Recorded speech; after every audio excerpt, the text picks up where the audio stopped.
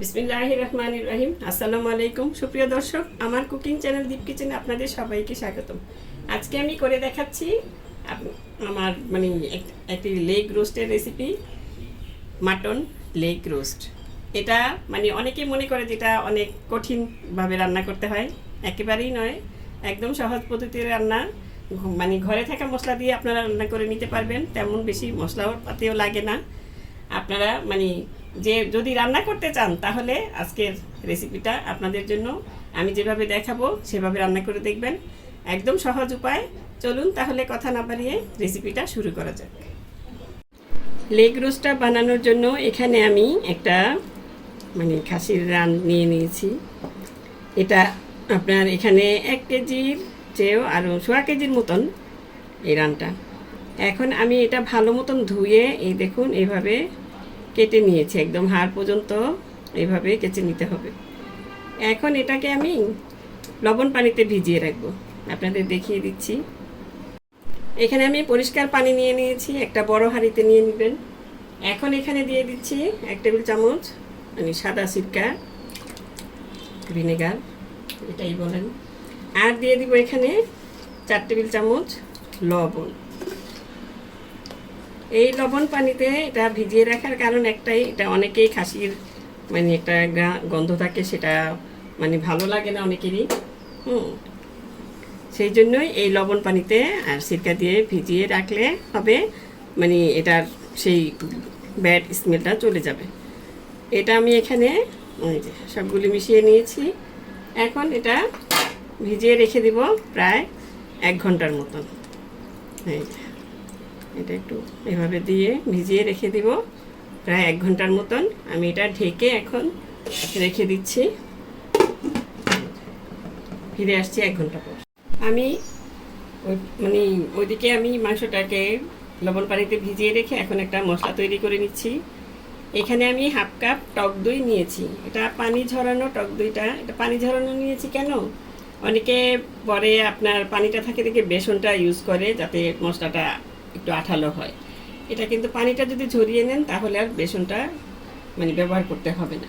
বেসনটা ব্যবহার করলে কিন্তু বেসনের একটা অন্যরকম আসেই গ্রেভির মধ্যে। এখন এখানে দিয়ে দিচ্ছি 1/3 কাপ পেঁয়াজ বেরেস্তা। এই পেঁয়াজ বেরেস্তার সাথে দিয়ে দিব এখন এখানে 1.5 টেবিল চামচ মরিচের গুঁড়া, এখানে 1 চা চামচ কাশ্মীরি লাল মরিচের গুঁড়া। এটা জাস্ট হচ্ছে কালারের জন্য, এটা আপনি না দিলেও কোনো অসুবিধা নেই, এটা অপশনাল। আর এখানে 2 চা চামচ ধনিয়ার গুঁড়া, 2 চা চামচ জিরার গুঁড়া, এগুলিও দিয়ে দিচ্ছি। আর দিয়ে দিব এখানে 1 চা চামচ গোলমরিচ, কালো গোলমরিচ, আপনারা সাদাটাও দিতে পারবেন। 1 চা চামচ গরম মশলা, 1/2 চা চামচ এখানে জয়ত্রী গুঁড়া, 1/2 চা চামচ জয়ফল, এগুলিও দিয়ে দিলাম। এখন এখানে আর কিছুই দেব না, এখন দিয়ে দিচ্ছি এখানে 1 টেবিল চামচ, এখানে আছে 1 টেবিল চামচের চেয়ে একটু বেশি পোস্তদানা বাটা। আর 1.5 টেবিল চামচ আছে এখানে কাঠবাদাম বাটা। আমি কাঠবাদামটা বেটে নিয়েছি, আপনারা কাজু বাদামও দিয়ে করতে পারেন। আর এখানে আছে 1 টেবিল চামচ, 1 টেবিল চামচের চেয়ে একটু কম কিশমিশ বাটা।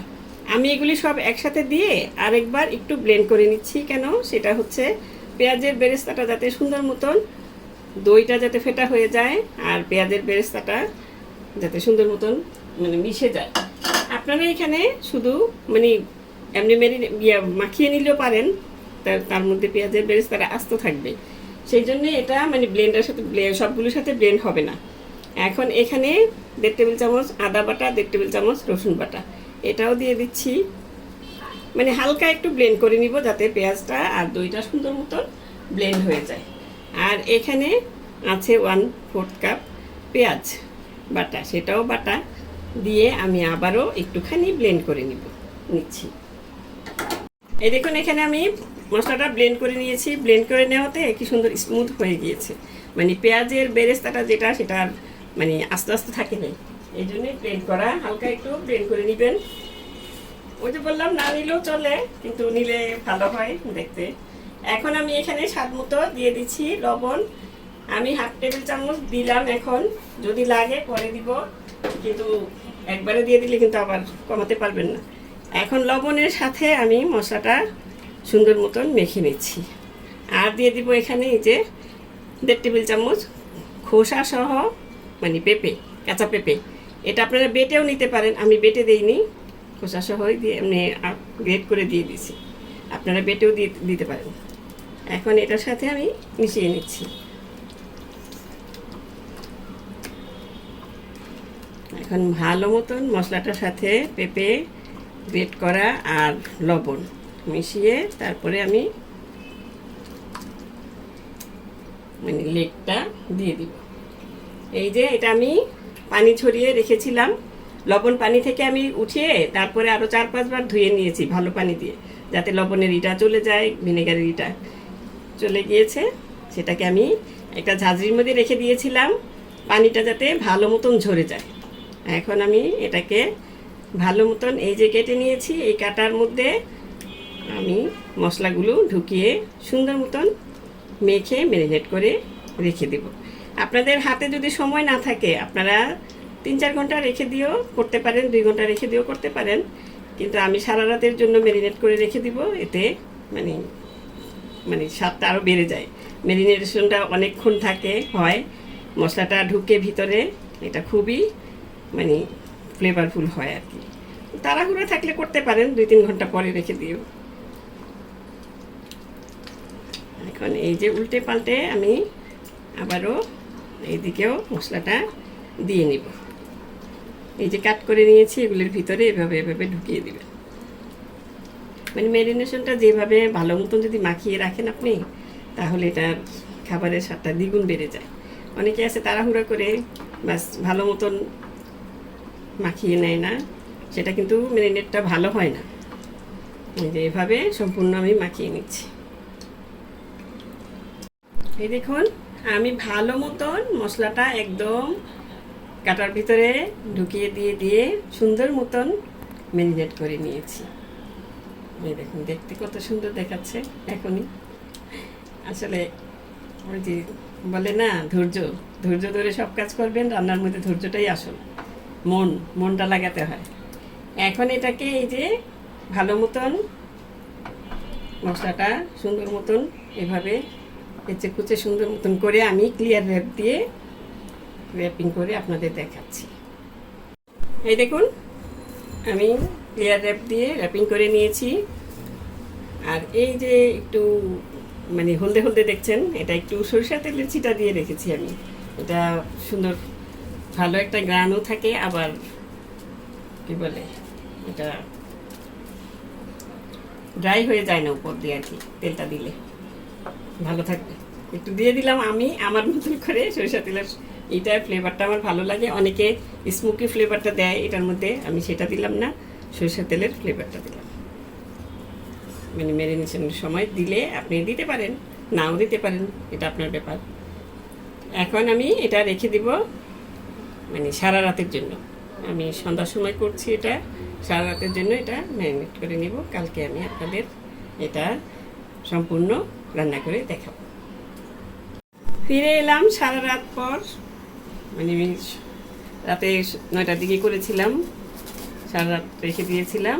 এখন আমি এটা আরও 1 ঘন্টা আগে আমি বের করে নিয়েছি, যেহেতু ফ্রিজে রাখা জিনিস মানে সাথে সাথে আপনারা রান্না করতে যাবেন না, ঘন্টাখানিক আগে বের করে রেখে দিবেন।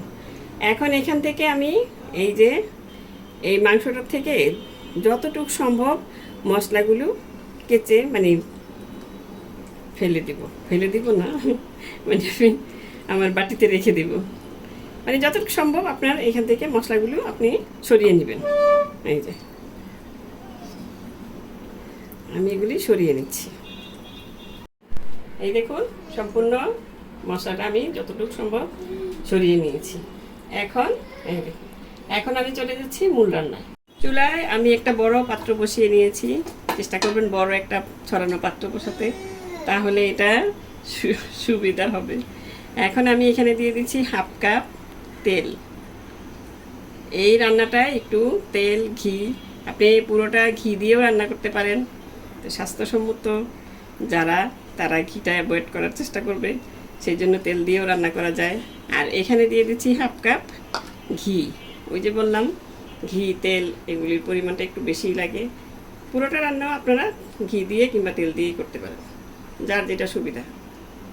এখন এই তেলটা আর ঘিটা গলে গরম হলেই এখানে দিয়ে দিব কিছু তেজপাতা আর গরম মশলা, সেটা আমি দিয়ে দিচ্ছি এখন।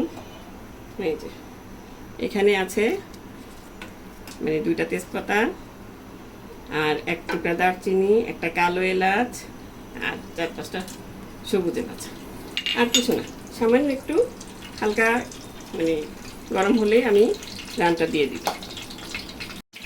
এই দেখুন তেলটা গরম হয়ে গিয়েছে, এখন আমি এখানে সেই রানটা বসিয়ে দিলাম। এখন এটাকে নেড়ে চেড়ে আমি প্রায় 5-7 মিনিটের মতন সুন্দর মতন কালারটা আসার মতো ভেজে নিব। কিন্তু আপনারা খেয়াল রাখবেন এটা যাতে মানে বেশি ভাজা না হয়, হালকা ভেজে নিতে হবে উল্টে পাল্টে। এই যে আমি এখন একটু উল্টে দিচ্ছি প্রায় 3-4 মিনিট পর। এটা সাবধানে উল্টাবেন, দেখুন বড় জিনিস তো এটা। এইভাবে আরও 2-3 মিনিট আমি ওই সাইডটাও মানে ভেজে নেব। এই দেখুন ওই সাইডটাও ভাজা হয়ে গিয়েছে, এখন আমি চুলাটা অফ করে এটা আমি উঠিয়ে নিব। এটা নতুনদের উদ্দেশ্যে বলা, কারণ এই মধ্যে যদি আপনি উঠাতে যান অনেক সময় হাত মানে অসাবধানতায় হাত থেকে পড়ে যেতে পারে। চুলাটা অফ থাকলে ভালো হবে। এই যে এখন আমি এটা উঠিয়ে নিচ্ছি। এই যে আমি আবারও চুলাটা ধরিয়ে দিলাম।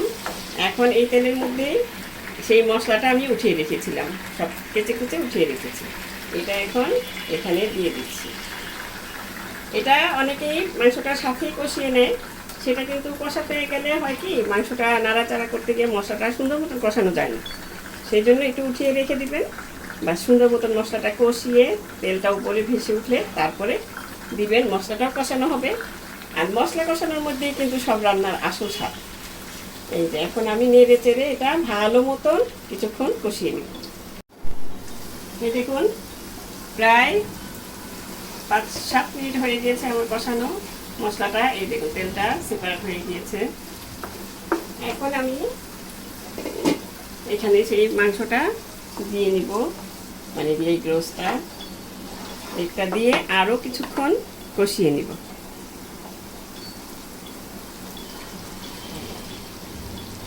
এটা অনেকেই পানি ছাড়া রান্না করে, যে পানিও দেয় না দুধও দেয় না, মানে পানিটা তো সিদ্ধ হওয়ার জন্য দিতেই হবে আপনাকে। আপনি এই তেলের ভিতরে কিভাবে এটা সিদ্ধ করবেন সেটাই আমি বুঝিনি, আপনারা বুঝলে বললেন আমাদের কমেন্ট সেকশনে। পানি ছাড়া এটা কীভাবে সিদ্ধ হয়? পানি ছাড়া হবে কিন্তু আপনার ভিতরে মশলাটা যাবে না, অতটা যাবে না সুন্দর মতন। এখন এটা ঢেকে কিছুক্ষণ এক সাইড সিদ্ধ করব, আবার কিছুক্ষণ মানে মশলাটার সাথে আমি মাংসটা ভালো মতন কষিয়ে নিব। এই দেখুন উল্টে আমি মাঝখান দিয়ে একবার উল্টে দিয়েছি, মানে সাইডটা পাল্টে দিয়েছি। এখন এই যে এই মাংসটা আমি যেভাবে কষিয়ে নিলাম, এইভাবে কষালে আপনার রান্নাটা মানে কী বলে অনেক সুস্বাদু হবে। আর যদি কষিয়ে না নিয়ে এমনি মশলাটা তাড়াহুড়া করে দিয়ে দেন পানিটা, তাহলে কিন্তু এটা মানে মশলাটা ভিতরে যাবে না, আপনার রান্নাটা হবে ঠিকই কিন্তু সুস্বাদু হবে না অতটা। এটাও নতুনদের উদ্দেশ্যে বলা, কারণ ওনারা তো নতুন নতুন রান্না শিখেছে, অনেক কিছুই জানে না, সেই জন্য এই টিপসগুলি দেওয়া। আমি এখন এখানে পানি দিয়ে দিব প্রায় 2 কাপের মতন। এখানে আমি ওই যে মশলাটা মেখে রেখেছিলাম ওই বাটিটা ধুয়ে পানিটা রেখে দিয়েছি। এখন এখানে এই পানিটা দিয়ে দিচ্ছি। আবার বেশি অতিরিক্ত পানি দিবেন না, একদম ডুবিয়ে রাখতে হবে না।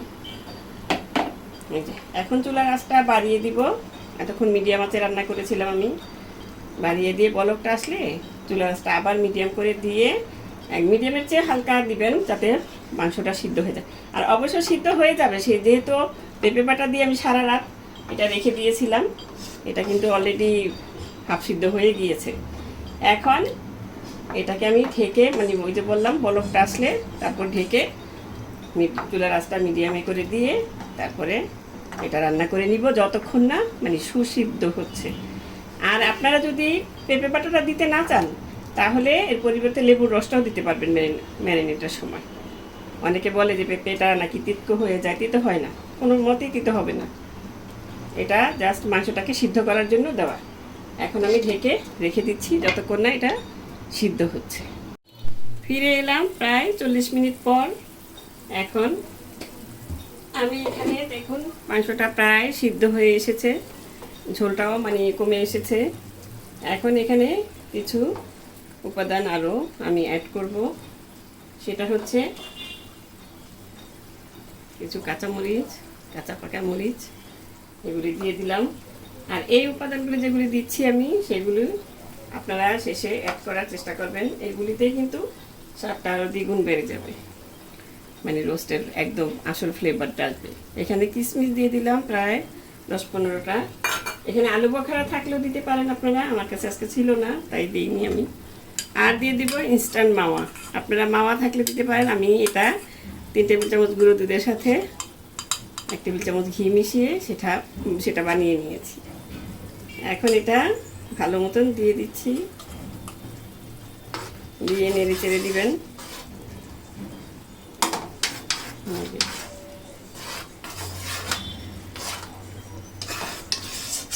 আসলে রান্নাটা মন দিয়ে রান্না করলে সব কিছুই ভালো হয়।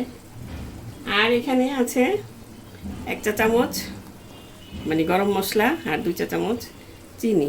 এই চিনিটা দেওয়ার চেষ্টা করবেন, আবার অনেকে চিনি দিতে চান না, কিন্তু এটা হচ্ছে কি আপনি যেহেতু আমরা টক দই ব্যবহার করেছি, এই চিনিটা স্বাদের ব্যালেন্স করবে। এখন এভাবে দিয়ে নেড়ে চেড়ে আর দিয়ে দিব এখানে এখন আপনারা ঘি অ্যাড করতে পারেন, আমি নামানোর আগে দিয়ে অ্যাড করব, যেহেতু আমি ঘি দিয়েই রান্না করেছি হাফ, নামানোর আগে দিয়ে আমি অ্যাড করব একটুখানি। এখন এখানে আছে গোলাপ জল আর কেওড়া জল মিশিয়ে প্রায় 1/2 টেবিল চামচের মতন এটা দিবেন। এটা দিলে একটা শাহি ফ্লেভার আসবে। এখন আমি এটাকে আবারও উল্টে দিব, সাবধানে উল্টাতে হবে। আমি কিন্তু এভাবে আরও কয়েকবার এই কয়েক মিনিটের মধ্যে আমি উল্টে পাল্টে দিয়েছি। এই দেখুন, এখন চুলার আঁচটা একটু বাড়িয়ে দিব, যেহেতু এত ঝোল তো আর রাখবো না এটাতে। যেরকম আপনারা ঝোল রাখতে চান সেরকম রাখার মানে আনার আগ পর্যন্ত আপনারা এটা নেড়ে চেড়ে মিশিয়ে নেবেন। যেহেতু সিদ্ধ হয়ে গেছে এখন, এই দেখুন মাংসটা কিন্তু সিদ্ধ হয়ে গিয়েছে। এই যে আমি দেখিয়ে দিলাম, এটা জাস্ট এখন ঝোলটা টানিয়ে নিতে হবে। এই যে এখন আমি চুলার আঁচটা একটু বাড়িয়ে দিয়ে তারপর ঢাকনা দিয়ে ঢেকে রেখে দিব আরও কিছুক্ষণ। ফিরে এলাম আরও 10 মিনিট পর। এই দেখুন আমার লেগ রোস্ট একদম রেডি। আমি আবারও দেখিয়ে দিচ্ছি আপনাদের যে এই যে মাংসটা একদম সুসিদ্ধ হয়ে গিয়েছে। এই দেখুন, এই যে এখন এটা আপনারা লবণ টবণ দেখে বাস নামিয়ে নেবেন। আমিও লবণ দেখেছি, সবই ঠিক আছে, পারফেক্ট। এটা আর কোনো কিছু করা লাগবে না। এখন আমি নামিয়ে আপনাদের পরিবেশন করে দেখাচ্ছি। দেখলেন তো কত সহজে হয়ে গেল। একটু ঘরে একদম স্বাস্থ্যসম্মতভাবে আপনি তৈরি করে খেতে পারবেন। আর এই লেগ রোস্টটা মানে আমি বাইরে থেকে কিনতে যে কত চড়া দামে কিনতে হয়, রোজার মধ্যে আমার ছেলে প্রায় আনতো, ভিতরে কোনো মশলাই যেত না, ফিরে আবার আমার রান্না করতে হতো, মানে রান্না করে আবার খেতে হতো। তো ওইটা এত দাম দিয়ে কেনার কি দরকার, আপনি মাংসটা কিনে এনে রান্না করে নেবেন, তাইলেই হয়ে যাবে সুস্বাদু লেগ রোস্ট। এই দেখুন আমি প্লেটে সাজিয়ে নিয়েছি সিম্পলভাবে। এখন আপনারা সাজিয়ে নিতেও পারেন, উপর দিয়ে একটু বেরেস্তা ছিটিয়ে দিতে পারেন, যে যার মতো মানে মনের মাধুরী নিয়ে সাজিয়ে নিতে পারেন। এই তো হয়ে গেল আমার লেগ রোস্ট, একদম সহজ উপায়ে আমি আপনাদের দেখিয়ে দিলাম। আশা করি আপনাদেরও ভালো লাগবে। আর গ্রেভিটা আপনারা যে যেমন ইচ্ছা রাখতে পারেন। আমি একটু বেশি রেখেছি, যেহেতু আমার ছেলের বউ সে গ্রেভি খেতে পছন্দ করে, গ্রেভি ছাড়া পছন্দ করে না, সেই জন্য আপনারা আপনাদের মন মতো নিয়ে নেবেন। তো দর্শক, আজ এ পর্যন্তই। রেসিপিটি ভালো লাগলে প্লিজ আমার চ্যানেলটি সাবস্ক্রাইব করে নিয়মিত চ্যানেলটির পাশে থাকবেন। সুস্থ থাকবেন, ভালো থাকবেন, ঘরে তৈরি খাবার খাবেন, আর আমার জন্য দোয়া করবেন। আল্লাহ হাফেজ।